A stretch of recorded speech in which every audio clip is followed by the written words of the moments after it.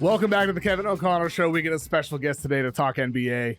Taco Trey Kerby. I want to play some categories with you here, Trey. I got 3 categories I prepared with some questions about players or teams within each category, and I want you to choose the direction we go. We got 3 categories. Those categories are: we got the nobody believes in us teams. We have trying to take the next step, and the league pass darlings or eyesores. Where do you want to begin? How about nobody believes in us? Because it's summertime. This is a time to get excited about every team. Any team could be good right now. All right, let's start off with the nobody believes in us teams, with the Cleveland Cavaliers, because the Cavaliers, they win 60-plus games last season, then they get smoked in the playoffs. This offseason, they add Lonzo Ball, they add Larry Nance Jr., they lose Ty Jerome, they lose Isaac Okoro. Following everything that they did this offseason, Trey, has your confidence in the Cavaliers increased or decreased when it comes to their chances of winning the NBA Finals? Winning the NBA Finals, I think it's probably about the same. I don't think I put them ahead of some of the teams in the Western Conference, most notably the champion Thunder. But I would say I'm more encouraged for the Cavs this year, maybe not because of what they did, but because of what happened around them in the Eastern Conference. Like you said, 1 seed last year, ran through the league, really, until they got into the playoffs and things fell apart. But due to injuries to Tatum, Tyrese Halliburton, Dame Lillard going out and now going to the Western Conference as well, things have gotten a little easier for the Cavs. They're in a weird spot, though, I think, because nobody's going to buy into their regular season success at all. So they're kind of where the 76ers have been in the past couple of years. Okay, we'll see what happens during the regular season, but you got to prove it in the playoffs. So that's the tough thing for Cleveland and for their fans. They could win 65 games again this year. You know, they should have the continuity, the talent, the star power, the know-how. They're good on both sides of the ball. They were great last year.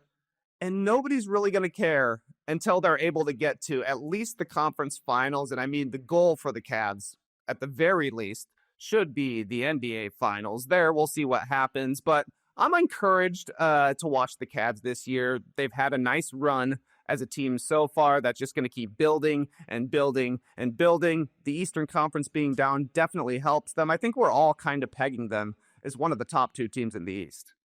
You know, I think with the Cavs, the offseason changes, it's kind of a wash. You know, I mean, Ty Jerome was really good last year. Of course, he wasn't so good in the playoffs, but with Lonzo Ball, there's no guarantee he's even going to be healthy. And like same thing with Larry Nance Jr. I love the guy so much. He's one of my favorite role players in the NBA, but like he also has had a lot of health issues, durability issues in the past as well. So, you know, with the Cavs, like the offseason changes to me are more just a wash. It's everything that we don't know with them, because last season, Kenny Atkinson hired as head coach. He replaces JB Bickerstaff, and the system changes were beautiful. Like the team reached a new level during the regular season. As you said, they're the 1 seed. They run through the Eastern Conference and they look outstanding. And then it just all kind of fizzled in the postseason. And, you know, Kenny Atkinson, what he talked about after they were eliminated is he like juxtaposed the way the Pacers played with force and intensity and stamina for 48 minutes against them. And he felt like the Cavs were lacking that. Well, now, like they have the system changes. Can they have the personality shift as a team? And that's something that I don't think we can get the answer to this offseason until we actually see the way they play during the season. But they played great during the season last year. So as you said, how much can you really factor any of that in at all with what we see in October through April when what changed in the postseason? Like what do you need to see during the season? Like, is there anything that they can show on a individual level or a team-wide level that would, you know, make you feel a lot more confident ahead of the playoffs? I don't know that it happens this year, but I think the best version of the Cavs is probably a team where Evan Mobley is their clear-cut best player. He's already their best defensive player. He's maybe their second best offensive player. I would say third at worst behind Garland and Mitchell. And what Mitchell is going to take up the majority of possessions. He's going to be the driver out there. Garland will be a handler, facilitator, scorer as well. But Mobley coming into his own is the way the Cavs really go to the next level. And you're totally right. The moves they made in the offseason are going to be helpful. I'm a Lonzo Ball fan, but He's unreliable, though he was pretty solid for the Bulls at the end of last year when he finally got back on the court. We'll see if that's able to maintain. Larry Nance Jr., kind of similar, right? Like, he's good when he plays. Sometimes he's going to miss a little bit of time, but I think it's the starters that really will take the Cavs to the next level. And the mindset has got to change, because when you think of the first run the Cavs had in the playoffs, they ended up getting punked by like an Isaiah Hartenstein and Mitchell Robinson Knicks team who just crushed them on the glass. Their second go around in the playoffs, injuries got in the way and they weren't able to advance. And then last year felt a little bit more like their first playoff run, where the physicality was a problem. But Mobley's growing into himself. He's getting bigger. He's getting stronger. I am still a Jared Allen believer, even though he has some missteps in the postseason. I do think that they can be a bigger, tougher team. And I think that that's exactly what Kenny Atkinson is talking about postseason last year, is that they need to be the tough team out there, especially when you look at the personnel they're playing. They got 2 7-footers almost all of the time. This isn't a team to ever really get beaten on the glass. They're going to be the big ball team out there. So I think Mobley taking another step and just going through time and time again the crucible of the playoffs and realizing what it's actually going to take to win. It's kind of like a last chance saloon for me at this point with the Cavs. We've seen it a couple of times go poorly the same way. So taking the next step is a combination of their young players getting better and their established veterans kind of going to the next phase of their career, where they're using that veteranship, that toughness to come through in the biggest moments. And I do wonder with them, is there a possibility for moves during the season? Because we do know Joe Varden had reported this offseason they had a lot of interest in Cam Johnson. Windhorst had reported that the Suns reached out to them trying to get Garland for Kevin Durant. So at a minimum, there were discussions for a big forward, some type of roster shift for the Cavs this offseason. And so if like Garland a DeAndre Mitchell, Hunter type or something like that. yeah, exactly. Somebody more like that, another one of those guys. So I think with them, man, like they've already made another move. Let's pass off season. Maybe they make another one and further bolster their chances. But overall, I think, I'd lean, I'd slightly feel increased confidence in them, because the first thing you said, the rest of the East is worse. Tatum is out. Halliburton is out. So I think naturally you have to feel a little bit better about their chances. On the other hand, in the Western Conference, it is absolutely stacked. But the Clippers did make a lot of changes this offseason. They lose Norm Powell. They add Bradley Beal. They add John Collins, Brook Lopez, Chris Paul. And in the West, if you look at the finals odds for the Western Conference on BetMGM, the Thunder are the favorites at plus 160. The Nuggets and Rockets are both plus 450. And then the Timberwolves are plus 1,000. Clippers are plus 1,100. Lakers are as well. Then the Warriors and the Mavericks. Then the Spurs. Do you think the Clippers being the 5th highest odds in the Western Conference is too high, too low, or is that just right?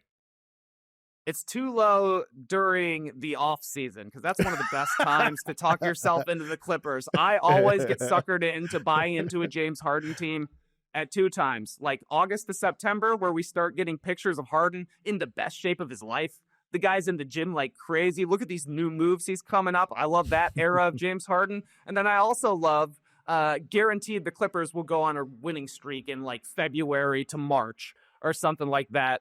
Everybody's healthy. They're really clicking on both sides of the ball. They've got a lot of depth. They've got a lot of players who can put the ball on the floor, get their own shot. They've got good, versatile defenders as well. So they'll rip off a whole bunch of wins, I'm sure.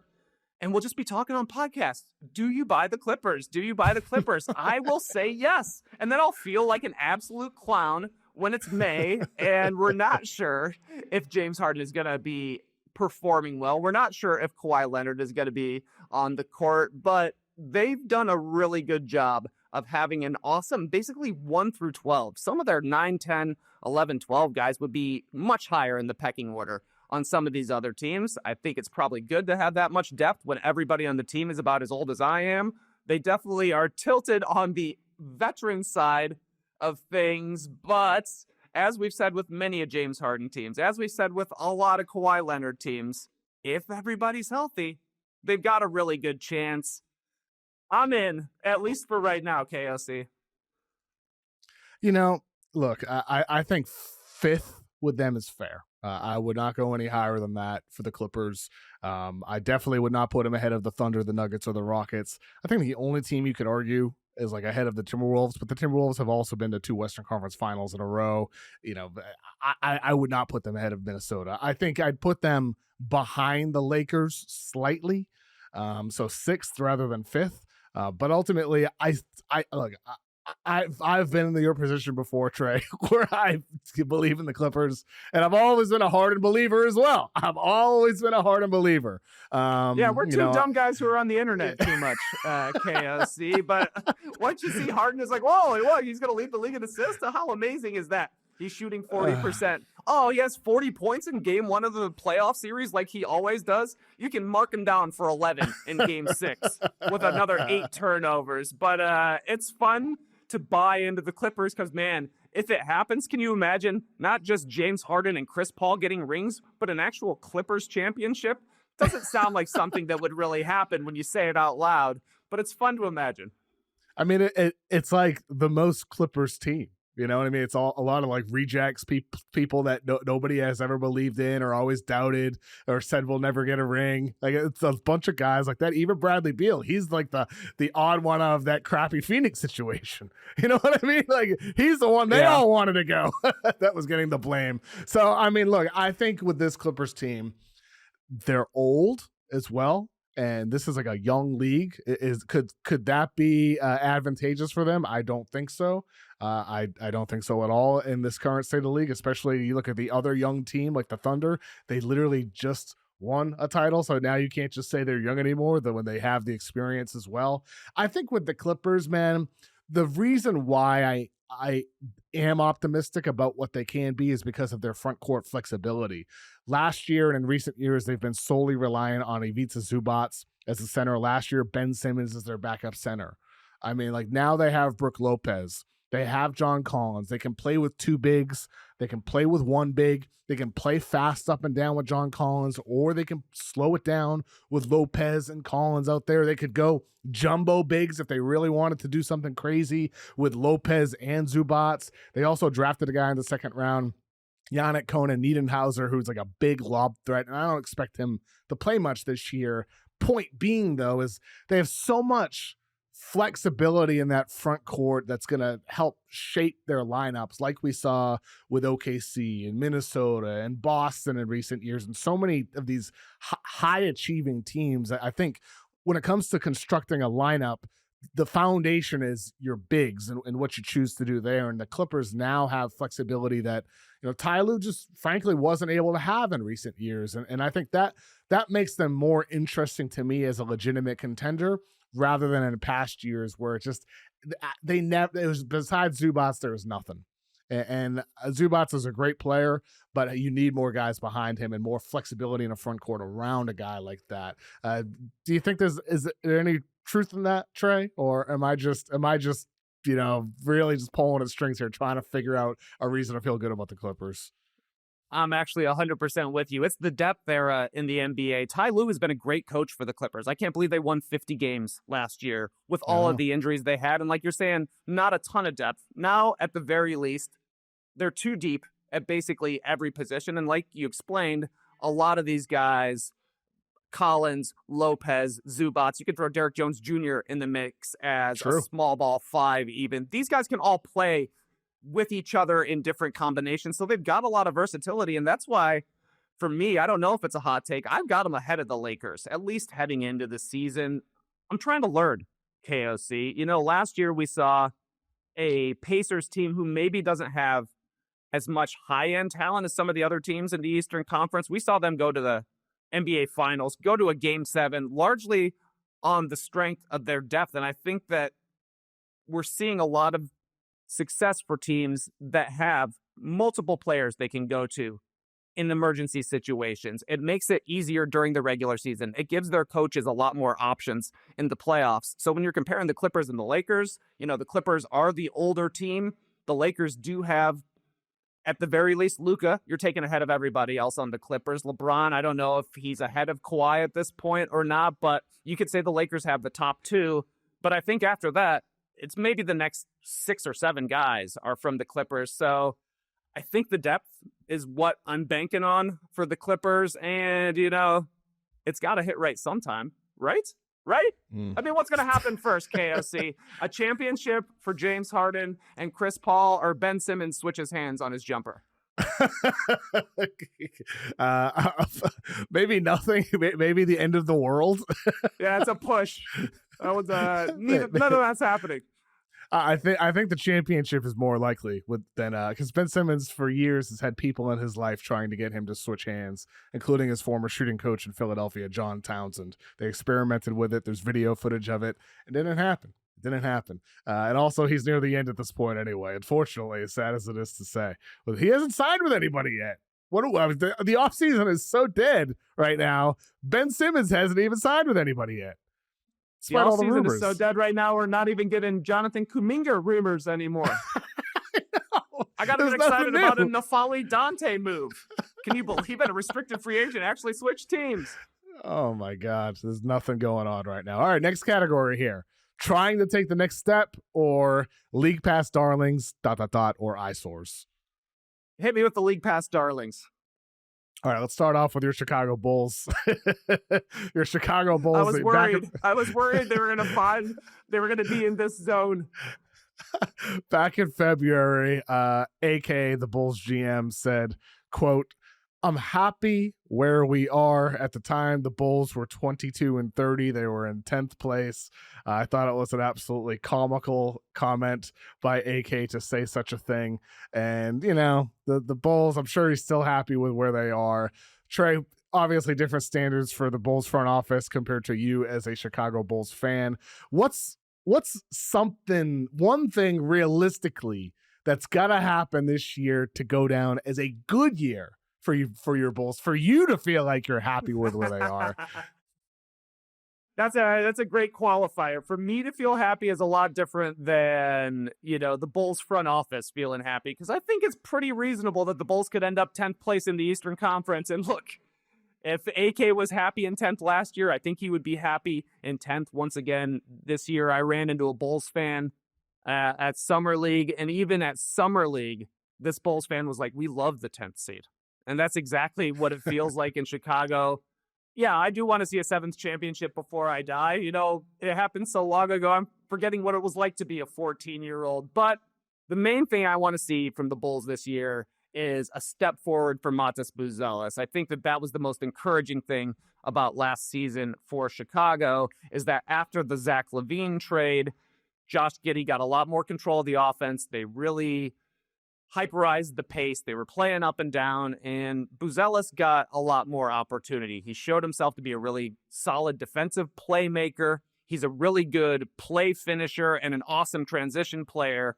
The Bulls are definitely focused on being a transition team, which plays to Buzelis' strengths, but I'd also like to see him be able to create a little bit in the half court. He's got athleticism, he's got length, he seems to have a handle, and he plays really tough. It's just a matter of figuring out how to score against guys that are easily outweighing him by 40 to 50 pounds. He's a skinny dude despite playing with some ferocity. So I think an encouraging sophomore season from Matas Buzelis is like the main thing I'm watching for from the Bulls this year. Yeah, I think with Buzelis, it was encouraging overall, his rookie season for sure. To your point about shot creation, according to Synergy, last year he shot 6 of 25 out of isolations, 11 of 31 as the pick and roll ball handler. And, we had a lot more success, coming off of screens as the pick and roll screener, as a spot up guy, attacking closeouts, whatnot. And of course, he had his moments where he shot the hell out of it off the dribble as well. But I think if he's able to take that next step, and if there's like some playmaking off of that as well, that's when he starts to look like that major steal in the draft. I had him ranked 4th in my draft guide that year. He falls, out of the top 10, which was a bit of a surprise to a lot of people on draft night. I think he's going to be a good player, man. Like, I think at a minimum, he showed enough to feel good about what he's going to be. It's just a matter of, does he have star potential, or is he just going to be like a role player type? And I think it's going to be very similar questions this year with Noah Senge. Asenge, I think there's no denying what the idea of what his upside could be at 6'9", with fluidity off the dribble, the ability to explode at the rim, versatile defensively and all that.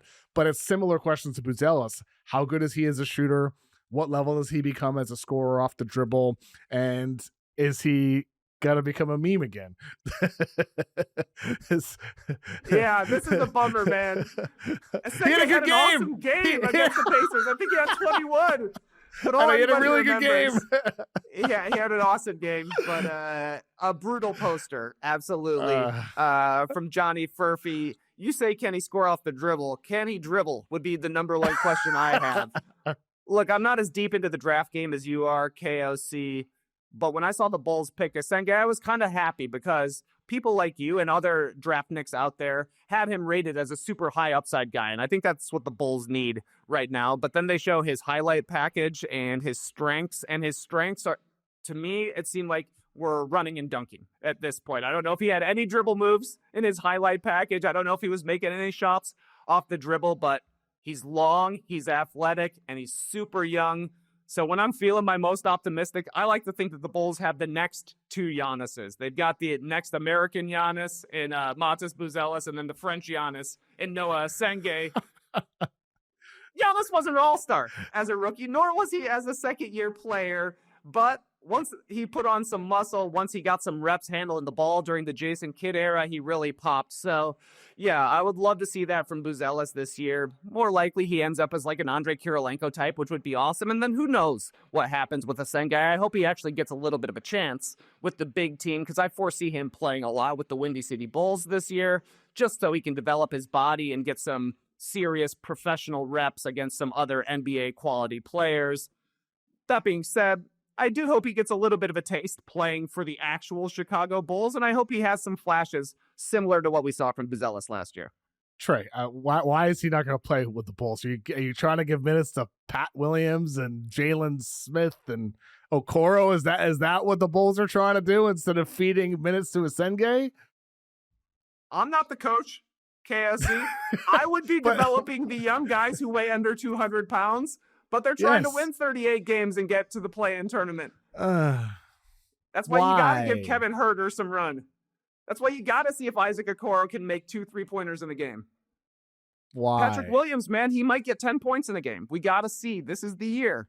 No, I'm with you. They should be playing the young guys. Vucevic should be gone a long time ago. Kobe White should have been traded last year. They should have traded. Got some picks back for Caruso. You're pro trading him. Unfortunately, yes. Like, I think he's been a pretty good development story for the Bulls. Had a rough start to his career, but grew into his body, got a lot stronger. His handle got a lot tighter. He's a great shooter. I think he's a good player. They really missed the window to trade him for a serious return last year when he had half a season plus this year on his deal. But, you know, realistically, if it's any other team except for the team I grew up rooting for, I'm saying trade these guys, blow it up, get young, get Cam Boozer so people in Chicago can pull out their Carlos Boozer number 5 jersey and wear it next year. That's what should be happening. I just don't realistically think that's what's going to happen based on the track record of the past 25 years. I mean, it's pretty amazing how much of a trend this is becoming with the Bulls, just hanging on to guys for too long. They did it with Caruso. They did it with Lonzo, for that matter, as well. And they could be doing it with White, where now he's an unrestricted free agent a year from now, so value is going to dip. And maybe they decide that they want to keep him, and that's why they ended up deciding to hold on to him. But, yeah, I look, I mean, I like some of the young guys on the Bulls. I like even like Ayo Dosunmu. I like a lot of the youth in the team. I like Asenge. I really like Buzelis. But it's hard to feel a lot of confidence in them as a franchise moving forward, which is disappointing. It's disappointing.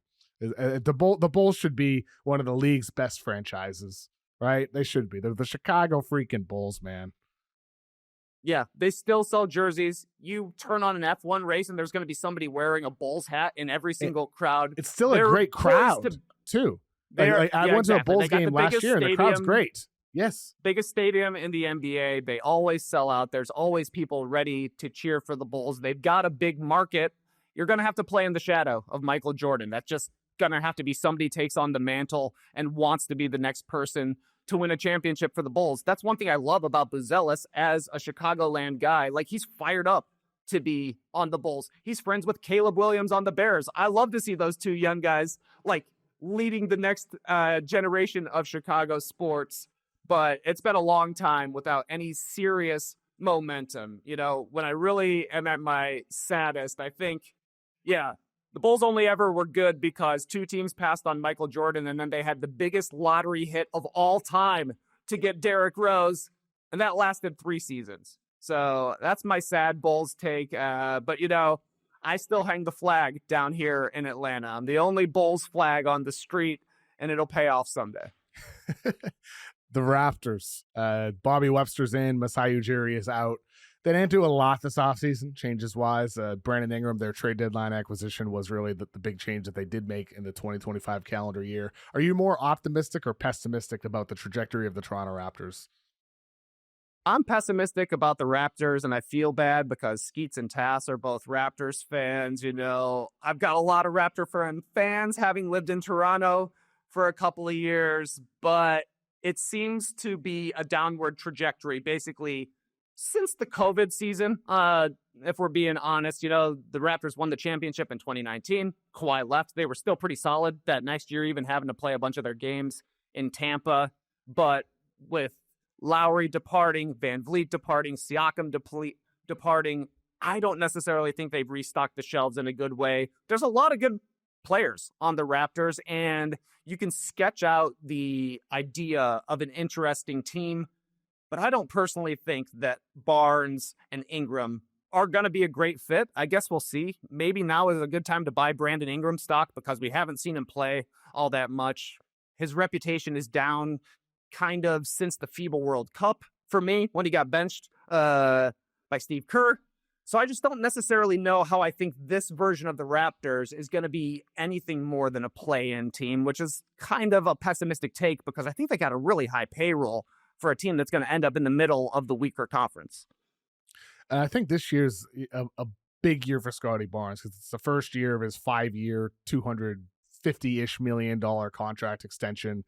So he's no longer on his rookie scale. It's no longer, you know, cute young player. You know, he made an all-star team. He was rookie of the year. It's no longer that. Now the expectations are you taking a leap as a player. And not to mention, as you said, Brandon Ingram. You know, Ingram making $38 million this year, $40 next year, $42 the year after that on a player option. So with Ingram, like, it's now or never, dude. Like it's now or never. You need to put it together. You need to be consistent. You need to be a guy who's willing to do the things that are necessary to play winning basketball, being consistent on defense, taking 3-pointers, please. Like, you're capable of doing it. You just need to want to do it.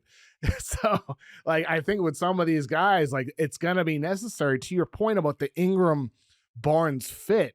Like Barnes, there's questions about his jumper. Ingram, there's questions about his willingness to shoot. RJ Barrett, there's questions about his jumper ability. They draft Colin Murray-Boyles, who I love as a prospect, elite defensive presence. He is not a shooter as well. You know, Grady Dick hasn't quite come along yet for the Raptors either. So, like, there's so many ifs and question marks for this team. I have a hard time feeling optimistic.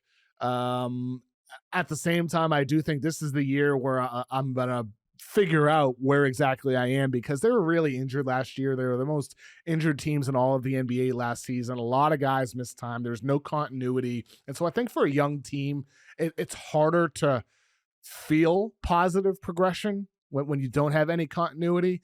But with that said, though, I mean, a lot of this has been a trend for multiple years. It's not like it was just a 1-year thing. So to me, I think this is a year of evaluation for the Raptors. Similar to what you said with the Bulls, wanting to see Buzelis take a step. With me, it's like, I want to see Scotty Barnes take that step. I want to see if Colin Murray-Boyles can show some competency as a shooter. I want to see if Grady Dick can find consistency. I want to see what Jacoby Walter looks like, you know, entering his second season. So I think this is an evaluation year with the Raptors. But overall, I'd lean pessimistic with the current mix. Inevitably, there's going to be a lot of change. Just a matter of who are you actually going to want to keep from this kind of weird mix going on right now.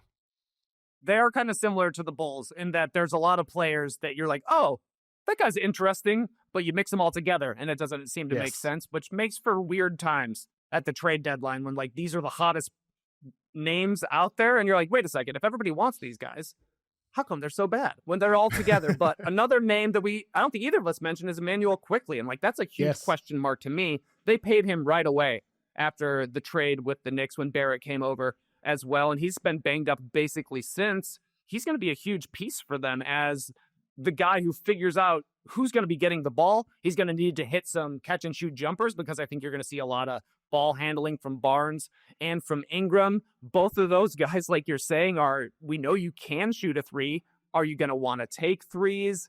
It's just a weird mix of players, most of whom need the ball in their hands to be successful. Sometimes teams can make that work. Usually that is when we're talking about the best of the best players figuring out a way to work together. If it's one-time all-stars competing for touches, I don't know if it works the same way, but this is definitely a year where the Raptors need their big dollar players on the court because like you're saying, last year, everybody was banged up. They never even got Ingram on the court. He had the longest recovery from a sprained ankle in NBA history, I have to believe. So this year they need Quickly to play, they need Barnes to stay healthy, and they need Ingram out there just so that they can see what sort of a team this can be going forward. All right, the Blazers, last year they drafted Donovan Clingan, their center in the top 5. This year they drafted Yang Hansen, shocked everybody, taking the Chinese center in the middle of the first round. They also have Robert Williams, Time Lord, on the roster. I'm curious, do you think there's any possibility in today's modern NBA style for a team to reach great heights with 2 non-shooting bigs? Like, is there a chance for the Blazers to be good, like bringing back like the Twin Towers style with neither of their bigs needing to be able to shoot threes?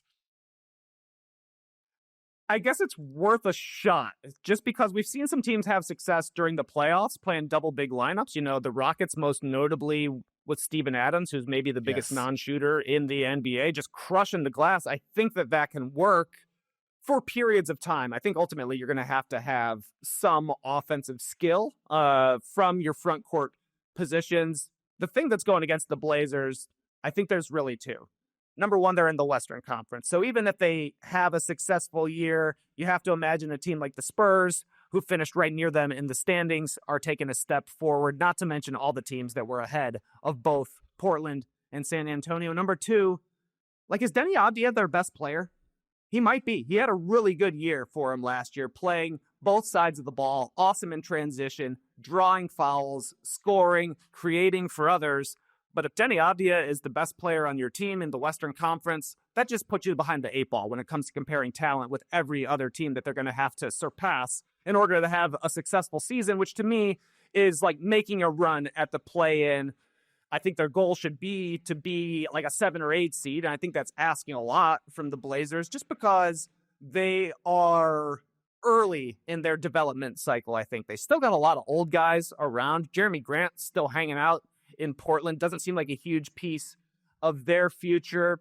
This year is about trying to get some playoff-like atmosphere in Portland and hopefully seeing a serious step forward from Scoot Henderson.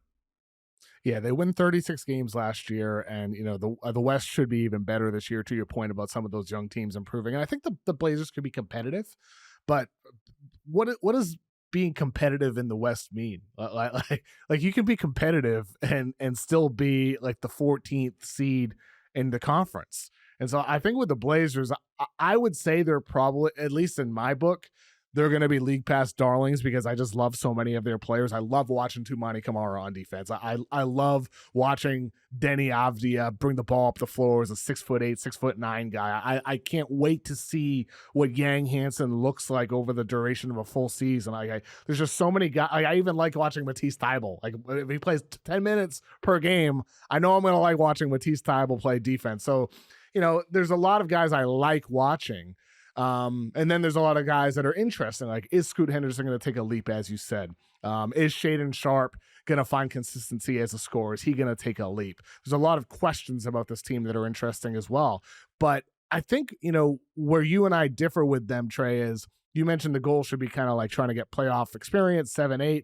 I think the goal should be lotto again. It's like I want to be in the lottery again if I'm the Blazers, because I think their team has a lot of good talent, a lot of players that could potentially be championship caliber role players, but I don't think they have the guy yet. I don't think they have the guy to lead a championship team yet. And that's in part because Scoot Henderson is looking more like, really good player potentially, but not all-star type of player. And so this year's draft class in 2026 likely, maybe has that guy, AJ DeBonta at BYU, Darren Peterson, point guard at Kansas, or Boozer, who you mentioned earlier, going to Duke.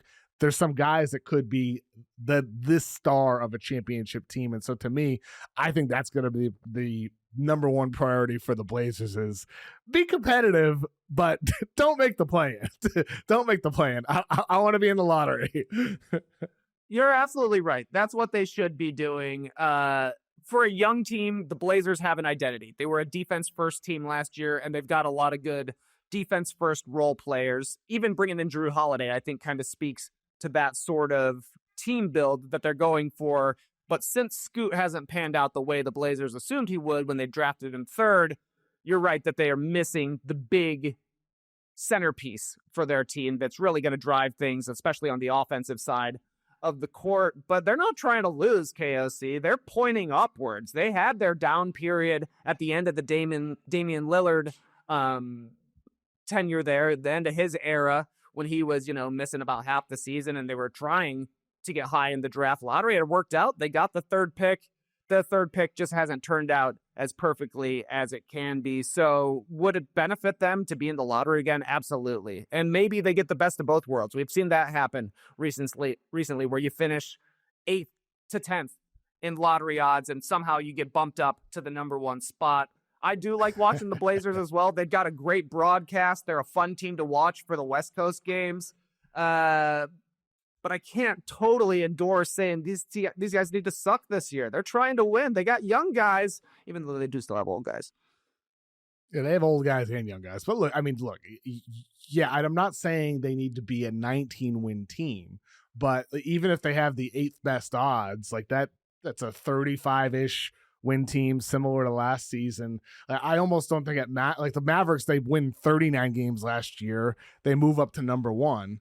You can be close to average and still be in the top 10, top 11 odds because of the Western Conference being as stacked as it is. So I think with the Blazers, I just don't want to make the playoffs this year. Is what I would say. I want to compete. I want to have like a lot of like exciting wins where we upset a team. I want to feel like my guys are making progress. I want to feel optimistic about the team, and that requires being competitive. But I don't think it always requires actually getting the W in the box score. I think you can feel equally as good sometimes about the team, because if they end up with the 7th best odds or the 8th best odds, it could have been like a super exciting year where you feel so optimistic about the future of the team, even if it means only winning 32 games or so, because at the end of the day, it's about the process of the things more so than the results at the end of the day for these young teams. And so I think for the Blazers, it would be really beneficial if they're able to get one more top 4 pick. Then Dame comes back the following year and you get a nice young team and another young star. To me, that's the ideal situation for the Blazers, rather than sneaking into the play-in and maybe making the playoffs as the 7 or 8 seed and then just getting demolished in the first round. That's just what happened to Memphis this year instead of Dallas. Like, Dallas moves up to number 1. They get Cooper Flag. Memphis makes the playoffs. They get smoked.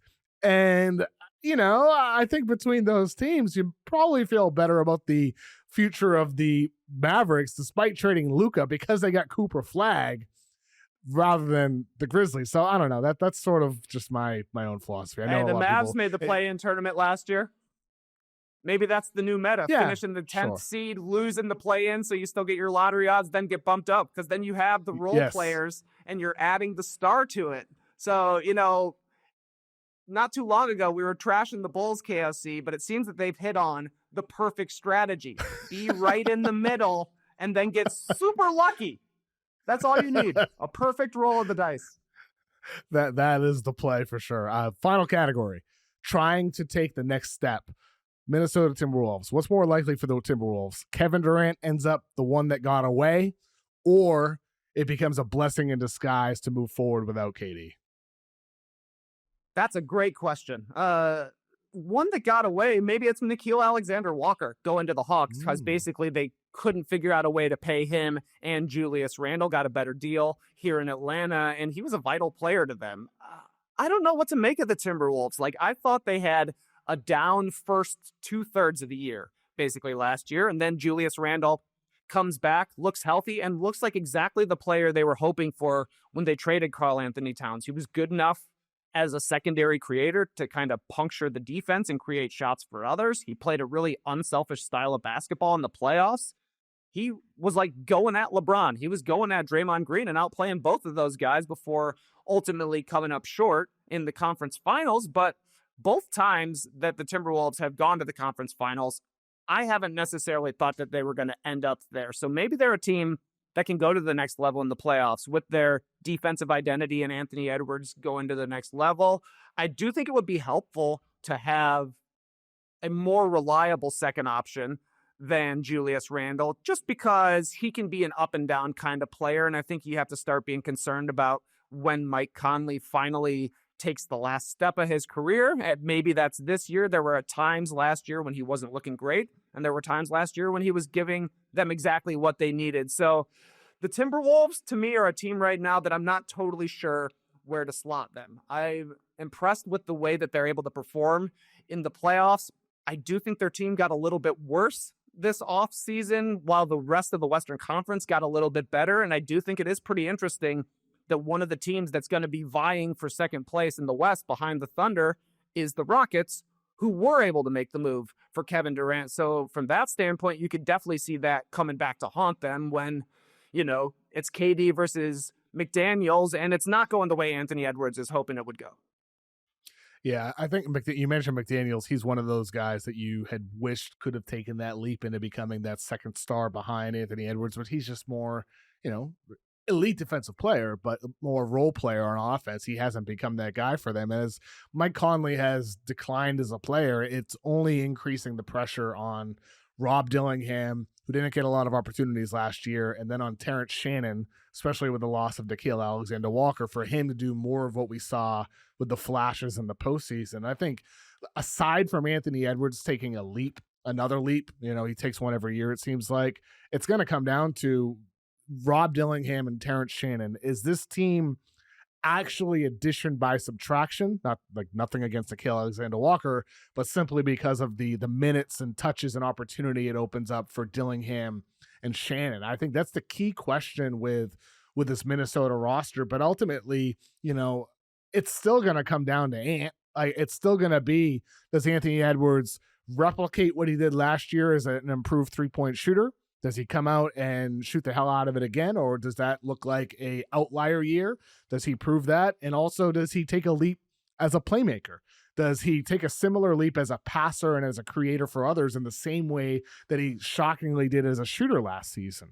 And so if Ant does that, he goes from the 6th or 7th best player in the NBA to top 3, top 4 in that conversation. If he's able to make dramatic progress as a playmaker, that is the biggest thing for Minnesota. But I think Dillingham and Shannon, I hope to God Chris Finch plays those guys this year. If he continues still to lean on veterans instead of playing them, I'm going to be so disappointed. I'm sure Tim Connelly, their general manager, would be as well, considering the moves that he made to kind of force minutes to those young guys.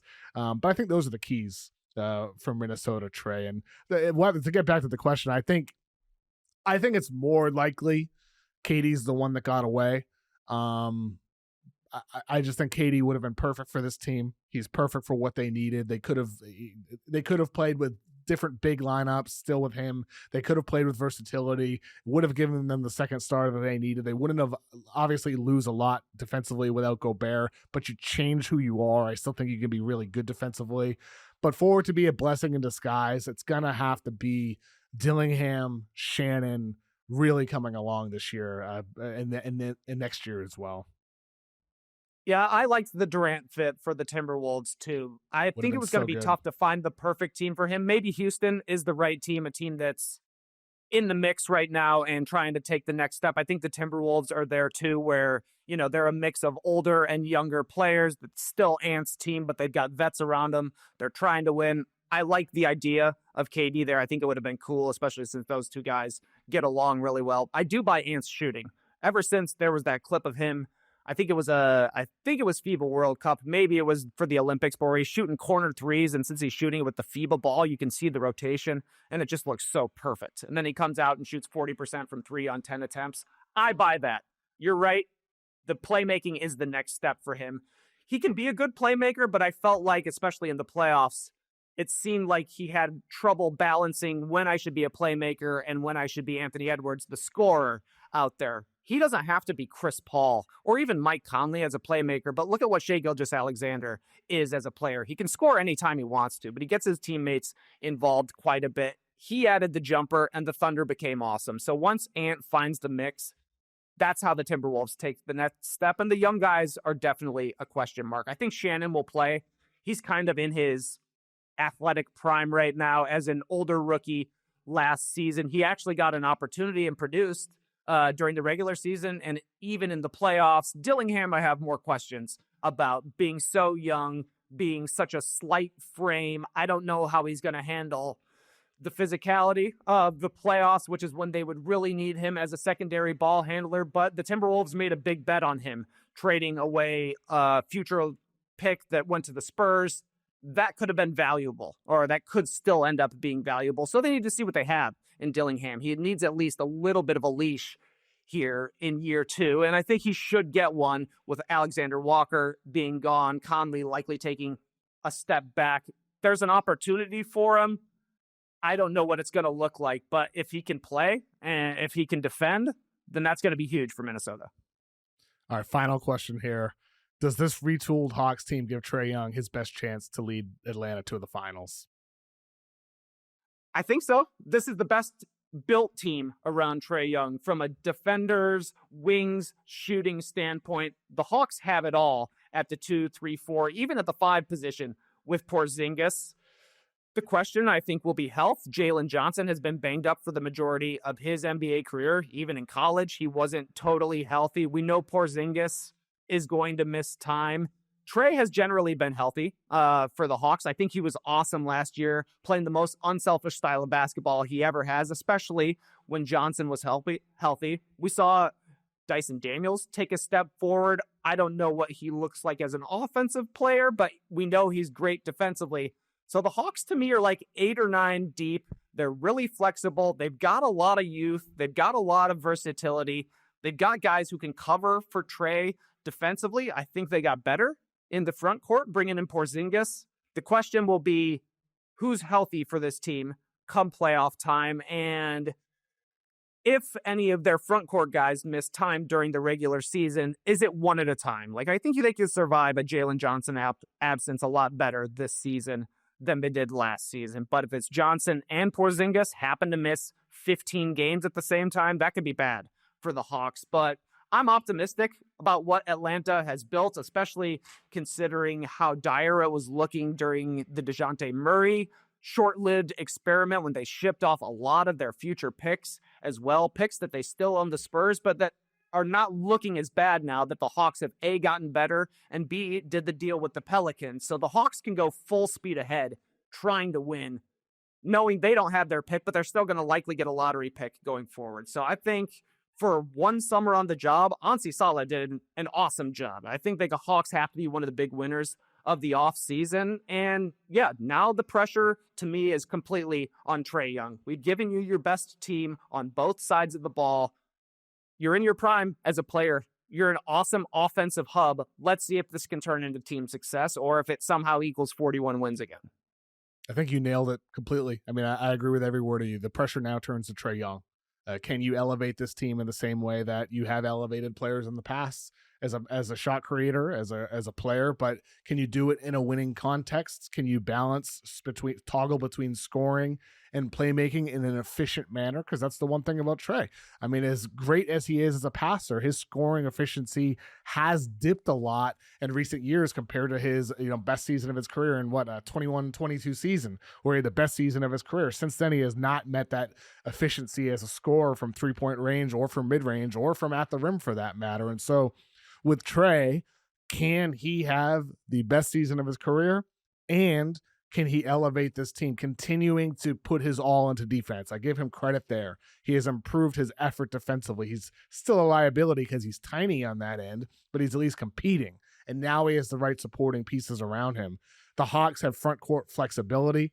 Okongwu as well continues to get better each season. So you put him with Kristaps Porzingis, and you have different ways you can play out there. You have Jalen Johnson, hopefully stays healthy all year. I'm excited to see what they look like, and not to mention Risache entering year 2 after some of the flashes in the second half of the season, especially Dyson Daniels, his second year with Atlanta after his great year last year. So I think with Atlanta, I'm optimistic about what they can be. Are they finals contenders? I don't think so, compared to New York or Cleveland or even Orlando for that matter. But I think they're going to be really competitive, and there's an outside possibility that they make a deeper run. But I do think it's their best chance.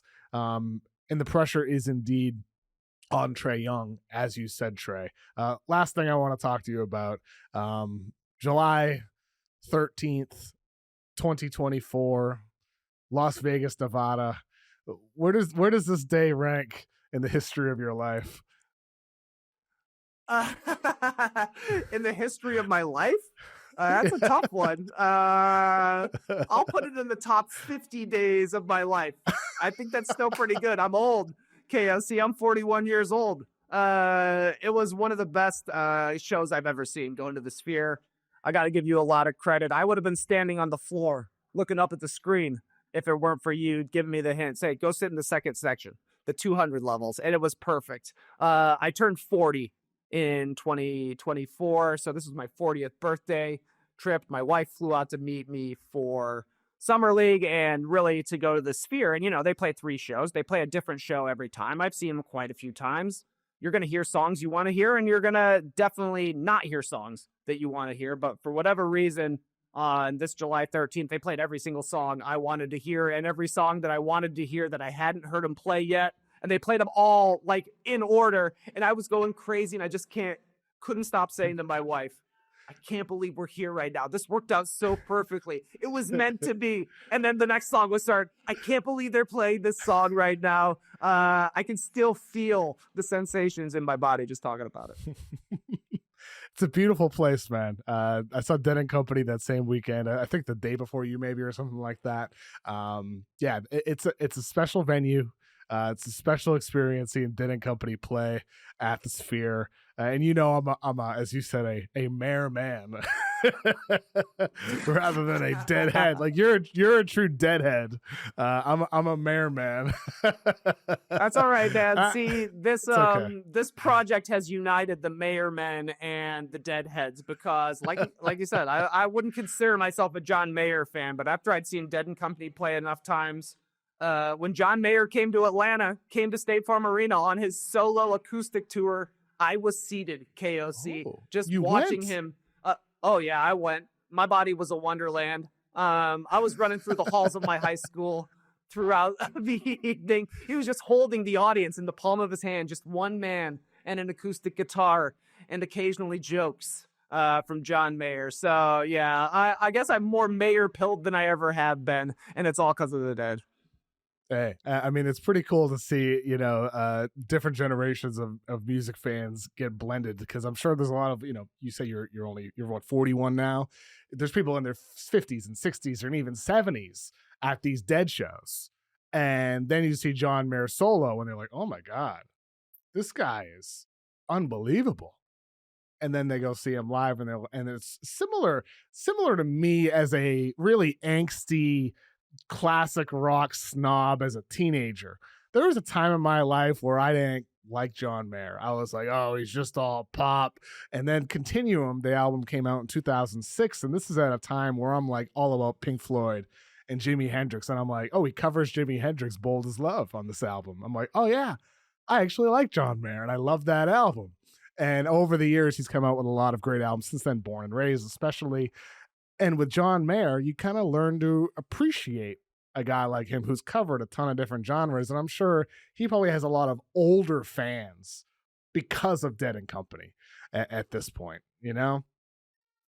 Yeah, I think you're right. My first exposure to John Mayer was much the same to you. I think he, at one point, he went on a tour that he called like the Baggy Pants Tour or something like that. Basically, like, I'm the the Strokes. Those guys wear their skinny jeans. They look like rock stars. I'm just up here, a frat boy playing acoustic guitar. I wasn't feeling that at all. But then I turned into an old man. And I was like, oh, this is actually kind of pleasant. Dead and Company, man. They played recent shows at Golden Gate Park, right? This year, a couple days ago, a couple weeks ago, maybe. Yeah, right? I took my whole family to I took my whole family to the final tour in 2023, and since then they've done 2 residencies at the Sphere and then these 3 shows at Golden Gate Park. But they're like, look, we're only performing in one place, technically not a tour, so you got me, John. Good point. How many times have you seen them? 6 or 7, probably, at this point. And probably more if they tour again or play more shows. Well, if they would have been there at Summer League, I would have been there once again. But instead, they switched it out for the Backstreet Boys. Yeah. You didn't go to that? You didn't see the Backstreet Boys? If it was NSYNC, I would have been there. Oh. NSYNC, NSYNC I would have gladly gone to. But Backstreet Boys just didn't work out for us time-wise. And look, if I wanted to make it work, I'm sure we could have made it work. But I wasn't quite as enthused. You know what amazed me? How few Backstreet Boys songs that I actually knew. I know the hits, but there's a lot of songs where I don't know what this is. I'm just enjoying the visuals. Yeah, exactly. I was like, I know. Look, I can tell you the NSYNC deep cuts, but the Backstreet Boys album songs, I don't know those ones quite as well. Like you, I would know the hits. I would want it that way. I would love to see that up on the Sphere for sure. But some of the slower, the ballads, the songs that the real fans know don't appeal to me quite as much. But look, I'm sure they put on a great show. Yeah, it was a good time. I had fun. I always have fun at the Sphere. I'll see anybody there. Hopefully, would love to see Dead and Company again there. That was amazing. I think it was my favorite experience at the Sphere was seeing Dead and Company. Best use of the visuals, and also it's jamming. It's improvising. It's just there's something different there compared to the structured songs that you see other bands play there. But yeah, Dead and Company. I got my Dead and Co shirt on. You got tie-dye on. Looks great. You're Trey Kerby. Thank you for joining me today, man. KOC, great talking with you. I look forward to you praising the Bulls throughout this season as they battle for 38 wins. Praising or criticizing. We'll see how it turns out. Where can people find yourself? Yeah, Jeff? I see. I've noticed it's been mostly criticizing for the past 10 years, KOC. I don't know why it's gone that way. But you can follow No Dunks. Our YouTube channel is the best way to watch or listen to the show, but you can find our podcasts on any sort of podcasting platform. We're in the middle of a Jurassic Park run right now since nothing's happening in the NBA. Trey, thank you, man. Appreciate it. Really fun. Thanks for having me.